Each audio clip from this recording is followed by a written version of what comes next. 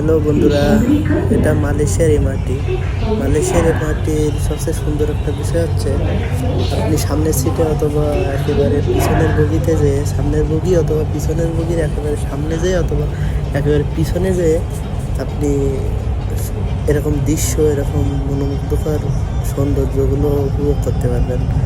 মানে তবে মালয়েশিয়ার মাটিতে একটা কথা বলবো, যদি কোনো মালয় ওইখানে থাকে তাহলে ওইখানে যে ভিডিও না করাই ভালো। একেবারে সামনের ওই 4টা সিটে যদি কেউ না থাকে তাহলে আপনি ভিডিও করেন বা আপনি যাই করেন, কিন্তু অনেক সময় ওরা এটা ভালোভাবে নেয় না, ভালো দেখে না। সো যাই হোক, তবে সবচেয়ে মজার ব্যাপার হচ্ছে মালয়েশিয়ার এই মাটিতে আপনার সামনের সিটে কোনো বাধ্যবাধকতা থাকে না যে ভিডিও করা যাবে না বা এইখানে বসা যাবে না কি দাঁড়ানো যাবে না, এরকম কিছু নেই।